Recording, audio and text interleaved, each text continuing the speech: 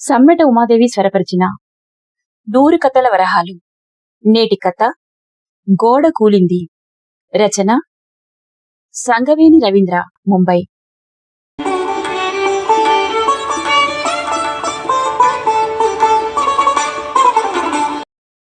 చీకట్లో అరేబియా సముద్రం నల్లతుప్పటి కప్పుకున్న దెయ్యంలా ఉంది. నిన్నటిదాకా ఇదే సముద్రం విశాలమైన ఓదార్పు హస్తంలా కనిపించేది రాజేశం కళ్ళకి. కెరటాలన్నీ ఆత్మీయంగా పలకరించేందుకు వస్తున్న స్నేహితుల్లా అనిపించేవి.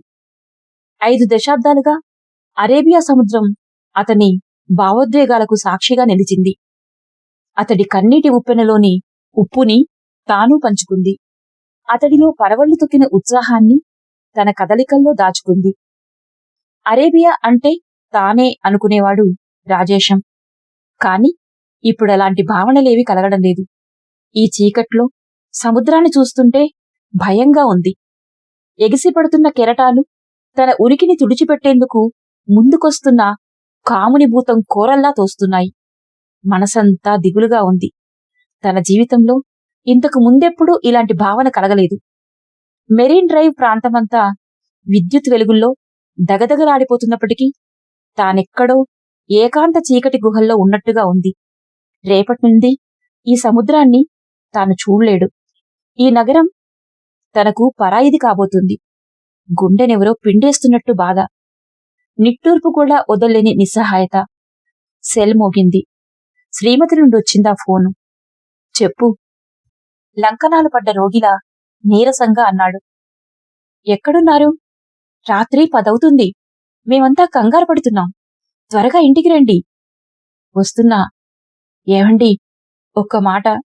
జరిగేదేదో జరుగుతుంది. మీరేం దిగులు పడద్దు. ఇంటికి రండి. ఆమె గొంతులో ఏదో వణుకు. పిచ్చిది. తానేమైనా చేసుకుంటానేమోననే భయం. 4 దశాబ్దాల తోడు ఎక్కడ దూరమవుతుందోననే బాధ ఆ గొంతులో స్పష్టంగా వినిపిస్తుంది.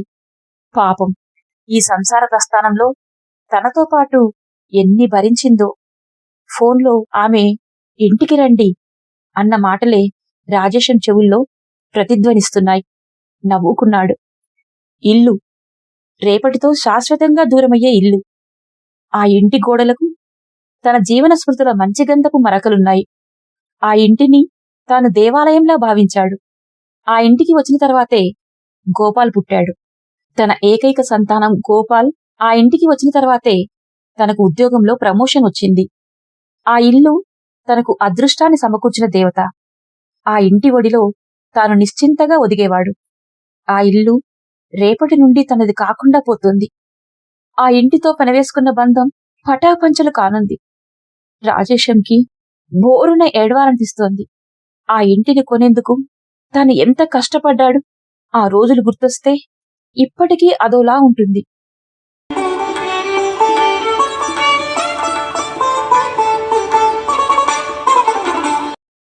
రాజేశం అమ్మానాన్నలు ముంబైలో ఉండేవారు.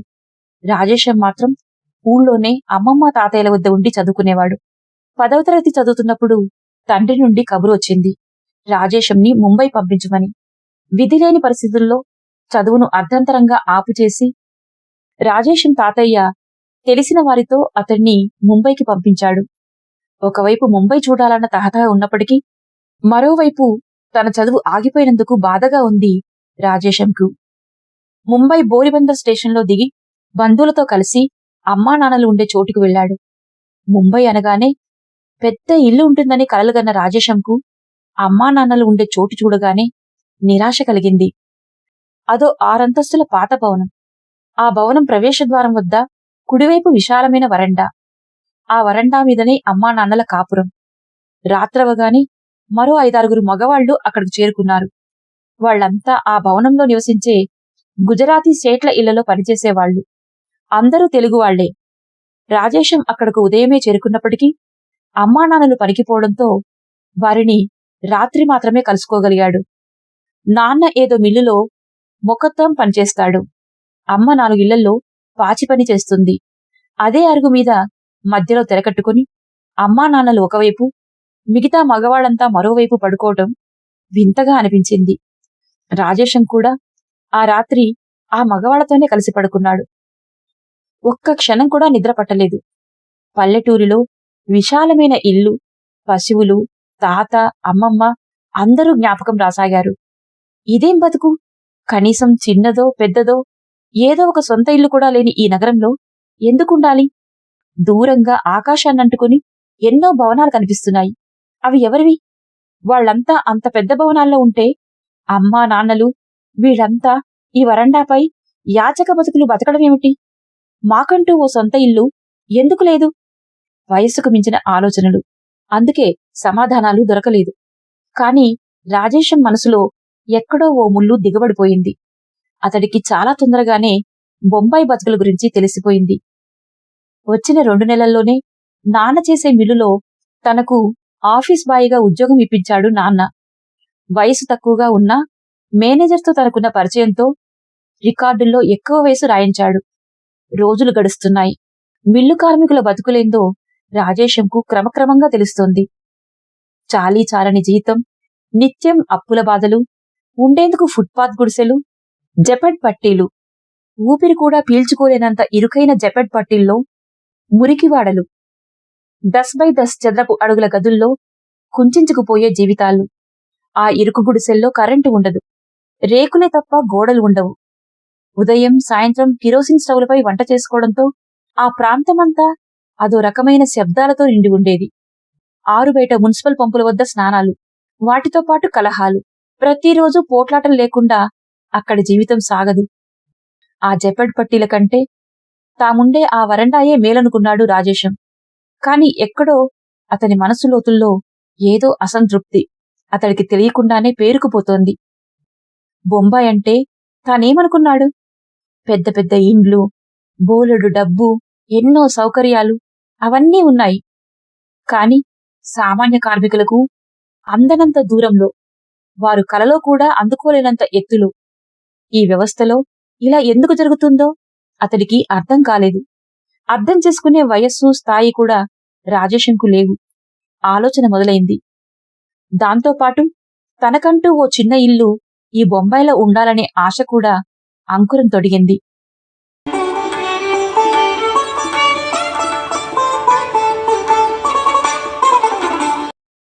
సాఫీగా సాగితే అది జీవితం కాజాలదు. రాజేశంకు అప్పుడు 20 ఏండ్లు. అంతుచిక్కని రోగం బారిన పడ్డ నాన్న తన మేనకోడలితో రాజేశం పెళ్లి జరిపించి కానరాని లోకాలకు కదిలిపోయాడు. అమ్మ కూడా పల్లెబాట పట్టింది. 16 ఏండ్ల ఫక్తు పల్లెటూరి భార్యతో రాజేశం ముంబైలో కొత్త కాపురం మొదలుపెట్టాడు. ఆ వరండాను వదిలి వర్లీలో ఓ చిన్న గది అద్దెకు తీసుకున్నాడు. ఆ గదికి 4 వైపులా గోడలు ఉండడం, కరెంటు బల్బులు కూడా ఉండటం రాజేశంకు అమితానందం కలిగించింది. ప్రైవేటు మిల్లు కాబట్టి ఆఫీస్ బాయ్ నుండి సెమీ క్లర్క్గా రాజేశంకి ప్రమోషన్ లభించింది. ఆ అద్దె గదిలో కాపురం సాగుతోంది. కాని ఇది సరిపోదు. రాజేశం తనలో తాననుకున్నాడు. తనకంటూ ఓ సొంత గది ఉండాలి. ఆ గదిలో కరెంటు ఉండాలి, ఫ్యాన్ ఉండాలి, పంపు నీళ్లుండాలి. ఒక గది కొనాలి. ఎలా? ఈ జీతంతో మరో 20 ఏళ్లలో కూడా తాను బొంబాయిలో ఓ ఇంటివాడు కాలేడు. రోజులు గడుస్తున్న కొద్దీ రాజేశంలో సొంతింటి కల ఉధృతం కాసాగింది. ఎవరైనా సొంతింటి గురించి చెబుతుంటే చెవులు రిక్కించి వినేవాడు. తనక్కూడా ఓ సొంతిల్లు ఉంటే బాగుండేది అని రోజుకు 100 సార్లైనా అనుకునేవాడు. అప్పుడు కలిశాడు ఓ తమిళియన్, కృష్ణన్. సార్, నా దగ్గర చీటీ వేయండి, ముందే ఇస్తాను. నాకు తెలిసిన ఓ వడ్డీ వ్యాపారి ఉన్నాడు. కొంత డబ్బు వడ్డీకి తీసుకోండి, మీ సొంతింటి కల నెరవేరుతుంది అని సలహా ఇచ్చాడు.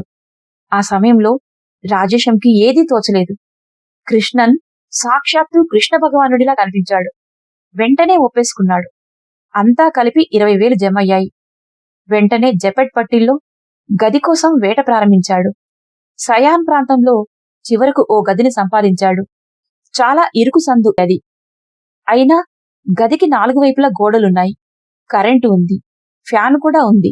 స్నానం చేసేందుకు చిన్న మోరి, దీన్నే నహాని అంటే స్నానం చేసే చోటు అని కూడా అంటారు, అది ఉంది. తెగ సంబరమేసింది రాజేశంకు. అయితే గది ధర 30,000. కృష్ణంతో కలిసి మరో 10,000 అప్పు తీసుకున్నాడు. 2 నెలల్లో తన సొంతింటికి మారిపోయాడు, భార్యతో సహా.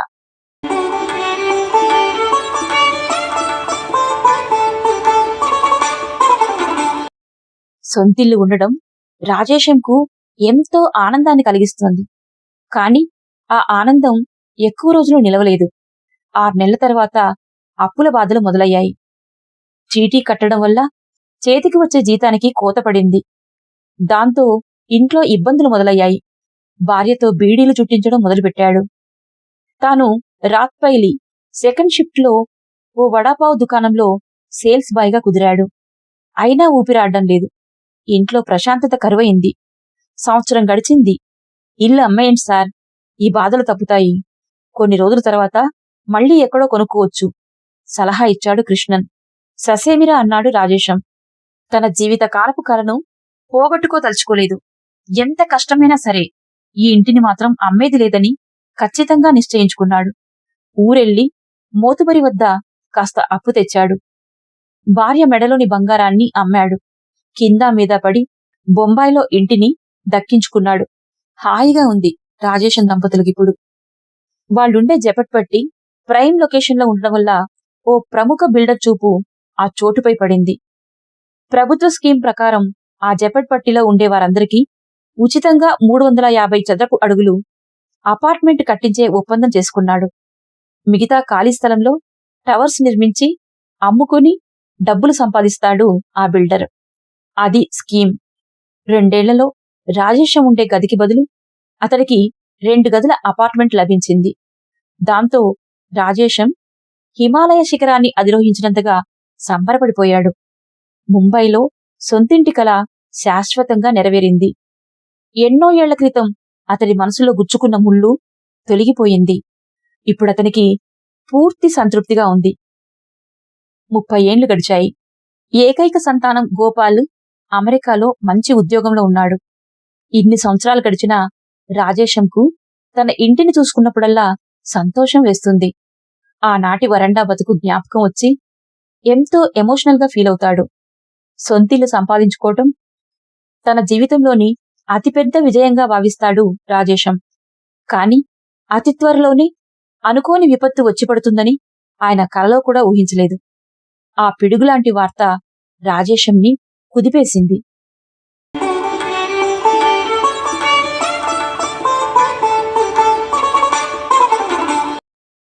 ముంబైలో కొత్తగా వేస్తున్న మోనో రైలు మార్గానికి అడ్డంగా ఉందని, రాజేశం ఉంటున్న బిల్డింగ్ ని తప్పనిసరిగా తొలగించాల్సి ఉంటుందని, ప్రభుత్వ పరంగా ఇచ్చే నష్టపరిహారాన్ని వారం రోజుల్లో వచ్చి అందుకోవాలని, వెంటనే ఆ భవనాన్ని ఖాళీ చేయాలని ప్రభుత్వ నోటీసులు అందడంతో రాజేశం గుండెల్లో రైళ్లు పరిగెత్తాయి. ఆ భవనంలో ఉండే టెనెంట్స్ అంతగా పెద్దగా కలవరపడలేదు. కాని ఆ ఇంటితో అంతులేని అనుబంధాన్ని పెంచుకున్న రాజేశం మాత్రం పూర్తిగా కదిలిపోయాడు.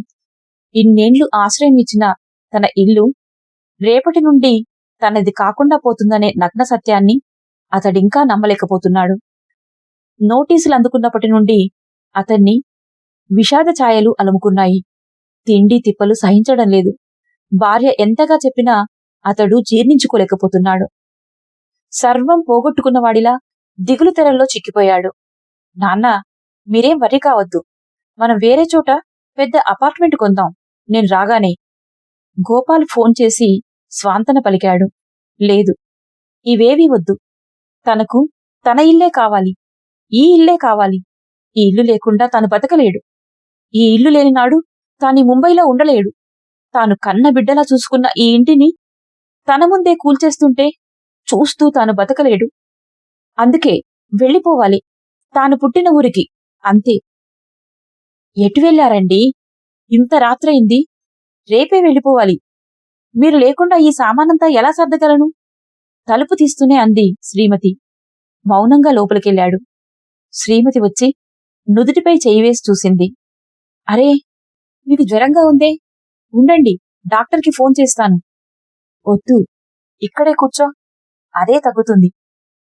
మీరు బాధపడొద్దండి. బాబు రాగానే మళ్లీ ముంబై వచ్చి ఇంతకన్నా మంచి అపార్ట్మెంట్ కొందాం అనునయంగా అంది. లోలోన నవ్వుకున్నాడు రాజేశం. ఇల్లంటే 4 గోడలే అనుకుంటుంది పిచ్చిది. ఇల్లును పోగొట్టుకోవడం అంటే కడుపు శోకం లాంటిదేనని తెలియని పిచ్చి మాలోకం అనుకున్నాడు. సరే పడుకో. మరి సామాన్లు? ప్రశ్నార్థకంగా చూసింది. సామాన్లదేముంది, రేపు చూద్దాంలే అంటూ భార్యని గుండెకు పొదవుకున్నాడు రాజేశం.